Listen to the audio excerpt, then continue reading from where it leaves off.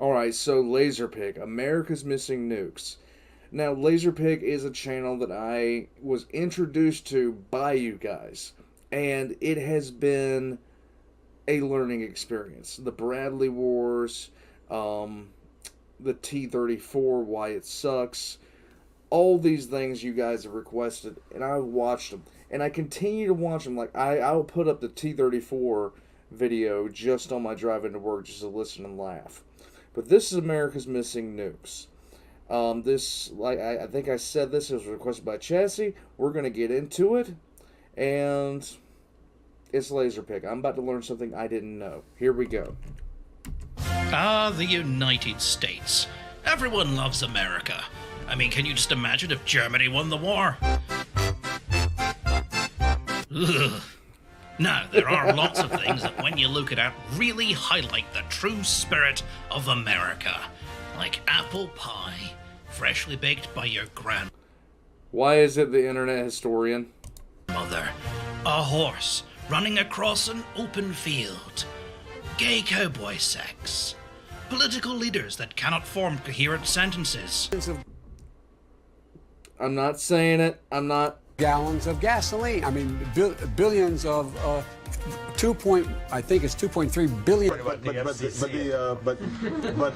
you know, so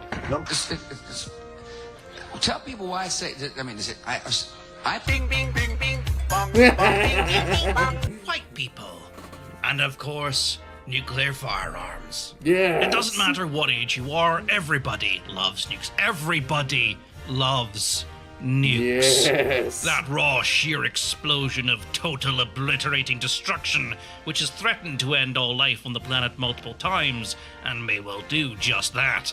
America has over 30,000 nuclear warheads it will publicly admit to having, and their existence helps us each and every day in securing our future and the guarantee that they will never be a World War IV. Or there will be fallout. But can you imagine if some random got their hands on a nuke?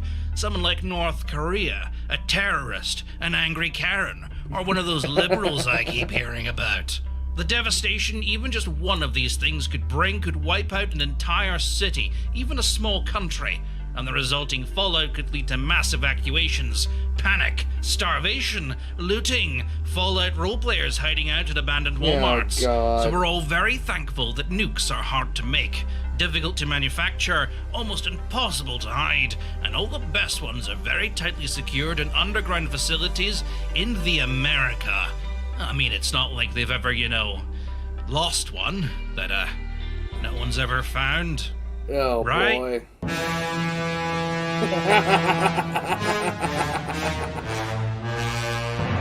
Oh, yeah. Yeah, for once that wasn't a joke. A broken arrow incident refers to the accidental loss of a nuclear firearm, including, and I'm not making this up, accidental detonation on friendly soil. And you may be wondering, shut the fuck up, Lazerpig. There hasn't been a nuke that's accidentally gone off on US soil, right? Oh, honey. So you know the Colorado River, right?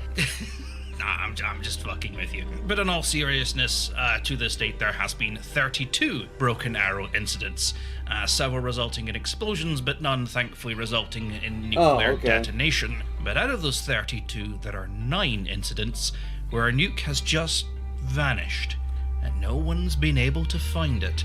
Does someone else have it? Maybe some shadowy Bond villain character? Or is it still just out there, just waiting to be found? No. I'm just fucking with you. It's a lot more than 9. Public records only go up to 1970. The rest are very much still classified. So what happened after 1970? How many more nukes are missing? You think I know? You think I know top secret government information? Because I do. And it's your mum's a hoe. Anyway, on with the list. In 1950... Break. A B-36 suffers an engine failure. In order to maintain altitude and give time for the crew to bail out, the bomber's payload, a 1 Mark IV nuclear bomb, which was being carried as part of a simulated nuclear attack, is dropped. The bomb landed in the Pacific, and though it was not holding its nuclear core, which is required for detonation, Thanks. it was carrying all the uranium it needed. The crew believed the bomb had detonated its regular high-impact explosive on contact, which should have destroyed the bomb. However, this was never actually confirmed. The wreckage of the plane was only discovered 4 years later, and the bomb, or any residual trace of all the uranium it should have been scattered over a wide area, has never been found. That's a bad sign. In 1956, a B-47, one of the most beautiful planes that has ever been made, fight me, leaves Florida transporting 2 nuclear cores. It fails to make contact with the refueling tanker and is never seen again. An extensive search throws up absolutely nothing. It just vanishes. Mysteriously. Ooh. In 1957, a C-124 transporting 3 nukes with a single uninstalled core loses 2 engines. To maintain flight, 2 of the nukes were dropped. There was no detonation, and the conventional explosives inside did not detonate. Oh, the plane landed safely, but the 2 nukes it dropped were never found, and for security reasons, it was never declassified where the plane dropped them. I would be really interested to find out what happens to the guy who loses a nuke. 1958, an F-86 Sabre and a B-47 carrying a nuke collide in midair. That's bad. The pilot of the Sabre ejects, and the B-47 attempts to land, but cannot slow down due to the damage. The pilot makes the decision to eject, but before he can do that, he needs to dump his bomb, which he does, several miles from the mouth of the Savannah River between South Carolina and Georgia. The bomb's onboard explosives failed to detonate. The plane landed safely shortly after, but the bomb was never found. In 1959, a P-5M Marlin crashes into the Pacific Ocean. It carries with it a singular nuclear depth charge. The wreckage was never found, and the charge never recovered. In 1961, an early B-52 catches fire and explodes over North Carolina. On board are 2 nukes, which, due to the damage, activate. The now 2 active nuclear bombs hurtle towards the ground, however the parachute on one deploys, preventing detonation. However, the chute on the second bomb does not deploy. But by a sheer miracle, the final arming pin on the second nuke fails, and the bomb plunges into a muddy field and partially disintegrates, failing to detonate. Most of the bomb is later recovered, however the actual live warhead was not. Oh, that's and bad. is still down there.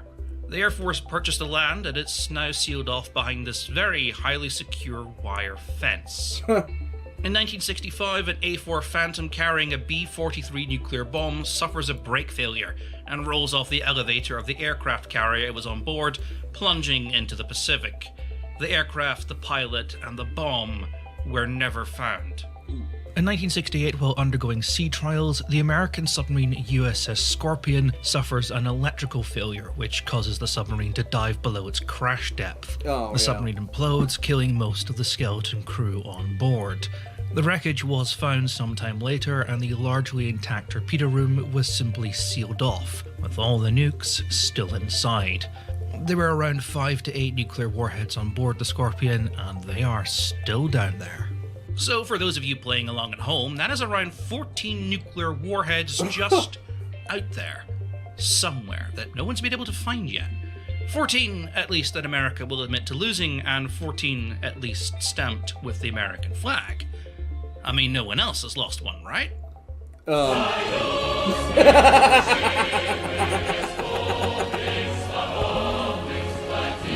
Do we have enough time in the day to talk about Russian missing nukes? Do we have enough time at all? Let's go. In 1989, the Soviet Navy's submarine Cosmolautilus,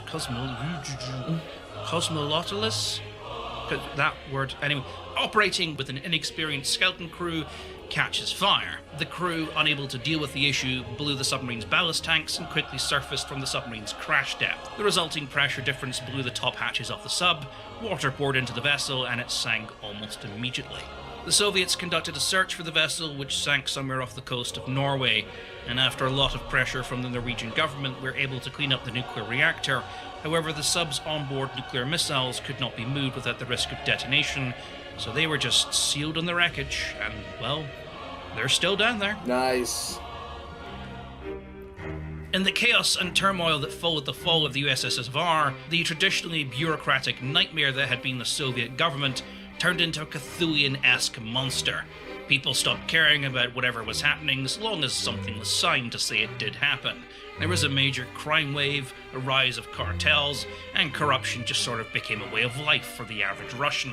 The typical joke being that you didn't pay your taxes, you just bribed the taxman to go away. And into that mess steps Russia's entire nuclear arsenal. Now, Russia had kept a lot of nukes in its member states, countries like Bulgaria, Moldavia, Blabarashkalavovia, I don't know, Eastern European countries where everyone eats beets and the only colours are brown and that one colour of blue. These countries all now had to return the nukes that Russia had dumped in them. The dismantling is done with international supervision, but there's no real inspection process.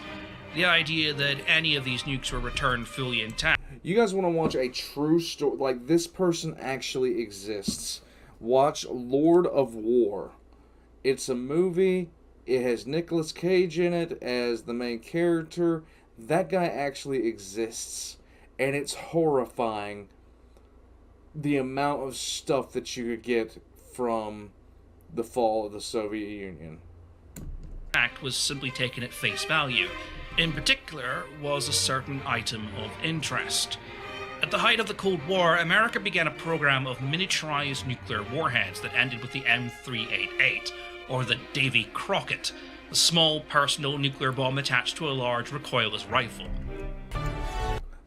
I was about to say it, literally the mini nuke from Fallout.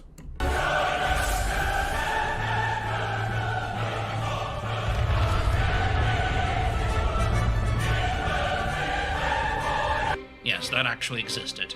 One of the programs involving the Davy Crockett was done without the launcher. Teams of paratroopers or special commandos, as soon as the alert was signaled, were to infiltrate enemy lines and plant a miniature nuclear warhead at various strategical sites. The commandos were given the special instruction that if compromised, they were to detonate the bomb immediately. Fun stuff. But did Russia have a similar program? Well, yes. Yes, they did. These would involve small nuclear warheads inside briefcases, which KGB agents were to supposedly smuggle into the US. Over 250 of these devices supposedly exist, with 85 of them reported as missing. The Russians denied that such devices existed up until 1997, where a defector not only confirmed that the suitcase bombs were real, but that a large number of them were supposedly missing. Nice. Though he never gave an exact figure. This prompted a congressional hearing in which Russia finally admitted that the bombs existed, but claimed that all were present and accounted for, and the so-called missing bombs were actually practice decoys used for training missions. And even so, each bomb carries a transponder, which would last for a few years on internal power and would send an alert to Russian High Command if it was running low, detailing its exact global position. But this is from Russia, who, as we all know, never lies about anything ever, especially back. And we definitely have seen how glorious Russia is at keeping track of important things like, I don't know, fuel and ammunition and food in a wartime scenario. Back in the 90s under Yeltsin. In 1994, the US began Project Sapphire, which aimed to secure any remaining nuclear material left in former Soviet states, which might end up on the black market, though this seems to have only stretched to that is literally horrifying to see. Fuel that was being used in nuclear submarines. In spite of all these efforts, a considerable amount of nuclear material is still largely unaccounted for. Incidents leading to arrest of people caught trying to sell nuclear material on the black market total about 3 per year. And it's largely terrorist groups that are trying to buy them. But in spite of many claims, nuclear bombs, that is complete nuclear bombs, rarely come up on the black market. Claims that nukes are easy to buy or regularly come up on the black market in Georgia are typically false, and officially there has been no recognition of a stolen nuclear warhead, and what little information says otherwise comes from dubious conspiracy websites. Meet David Chase Taylor, who is currently seeking political asylum in Switzerland after getting caught up in the WikiLeaks debacle. Taylor released a free ebook shortly after the WikiLeaks went live, in which he proclaimed that in the month of February in 2011, terrorist group Al-Qaeda would launch a nuclear attack at a Super Bowl in Dallas, Texas. He did a large number of radio interviews and personally contacted numerous intelligence agencies to warn them, and then he fled to Switzerland seeking political asylum, now believing himself to be in danger. Taylor claims he is on the CIA's most wanted list, and only through his personal intervention was the 2011 terrorist attack foiled, as well was a similar one in 2017. Taylor is not on the CIA's most wanted list. He recently moved to Germany, now claiming to be the Messiah, and has published a new book in which he claims the Roman Empire still exists and secretly controls everything. I mean, lack of jokes in this video. I mean, the comedy just kind of writes itself. It does. And yes, you better bet your ass I want a copy of this book. It sounds fantastic. I want to hear about the secret Illuminati Roman Empire. So is there anything to really worry about? Well, Al-Qaeda and ISIS have tried for years to obtain nuclear warheads, and allegedly even attempted to buy some from Pakistan, but never really got anywhere. So why worry? If some of the largest and most powerful and most well-funded terrorist organizations in the world could not obtain a single nuke, what's the chances anyone else could? On the 22nd of September 1979, an American Vela satellite, which was built to detect nuclear bomb detonations, detected a double flash incident in the southern Indian Ocean, which was later positively identified as a nuclear explosion. Atmospheric testing confirmed the presence of nuclear fallout, but it has never been 100% confirmed that a nuclear bomb was detonated in the area, and so far no country has come forth to claim responsibility. The whole incident remains largely classified, but it remains one of the only non-recorded nuclear explosions. But even if someone were to get their hands on nuclear material, it takes a lot to go from uranium to an actual functioning nuclear warhead. I mean, we're talking billions in enrichment, reactor design, testing, and all the infrastructure needed to go along with it. Someone couldn't just smack one together in their backyard, could they? Oh, God. Why'd you ask me these questions? Don't in the tell 1960s, me. 2 students who had just finished their PhDs in physics were recruited by the Pentagon for something called the Ninth Nation Project. And no, that's not Ninth Nation Project, it is actually Ninth Nation Project. I don't make this shit up, okay? The project was funded to establish, if or not some amateurs who had absolutely no expertise nor access to classified research or any details in the inner workings of a nuclear bomb, could build one. It took them 2 years. So as we emerge into a world of rising global tensions, where terrorists now control countries and more rogue nations than ever now have access to nuclear firearms, take solace in the words of Dr. Strangelove. Stop worrying and learn to love the bomb. Have a fantastic Spookoween, and remember to check your children's candy for nuclear ICBMs. 99. Yeah, you fucking with this wet-ass pussy. Bring a bucket and a mop for this wet-ass pussy. Give me everything you got for this wet-ass pussy. Beat it up, Nate. Catch a chance. Extra large and extra hard. Put this pussy right in your face. Swipe your nose like a credit card. Hop on top. I wanna ride. Why did I choose this song? What is wrong with... I could have gone the rest of my life without hearing that. I could have gone easily the rest of my life without hearing that. Lazerpig is quickly becoming one of my favorite channels on YouTube. And it's because of stuff like this. He gives you information that you might not have known. In my case, I didn't know any, well, I didn't know half of this. More than half. 80, 90%. But at the same time, the way he presents it makes you laugh your ass off. And that's really what's missing from a lot of history, is the funny side of things. I thought suitcase bombs were a joke. I still remember when I was a kid, I was 6, little closer, yeah, just over 6, when the USSR fell apart, when the Berlin Wall fell, everything else like that. I still remember having nuclear drills because everybody was talking about how the USSR had completely fallen apart, and there was all these concerns about rogue generals taking over the Russian state. There was so much going on, and I just remember, just being real small and hearing adults like crowded around the TV talking about like certain news reports that were coming in, talking about how some guy with a really weird name that I couldn't pronounce if my life depended on it had attempted this or done this or tried, and the biggest one of them all was how about the time the USSR fell apart, that's when major arms dealers were just getting loads upon loads of ammunition and guns and sending them all around the world. Lord of Wars about that. As far as the missing nukes go, if you guys want to watch another recommendation from me is The Sum of All Fears. It is a movie that really does capture that kind of time frame that I was just talking about, where there was a lot of question about, what's going where, who's got what, all that kind of stuff. I recommend it, even though it has Ben Affleck in it. Give it a watch if you guys really want to see. It's in my top 5 favorite movies of all time.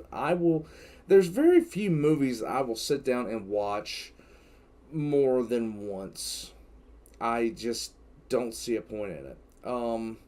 Sum of All Fears, I will watch several times. In fact, if I wasn't about to fall asleep sitting here at the computer talking, I'd probably go see if it was on Netflix right now. In any case, like and subscribe if you guys haven't already.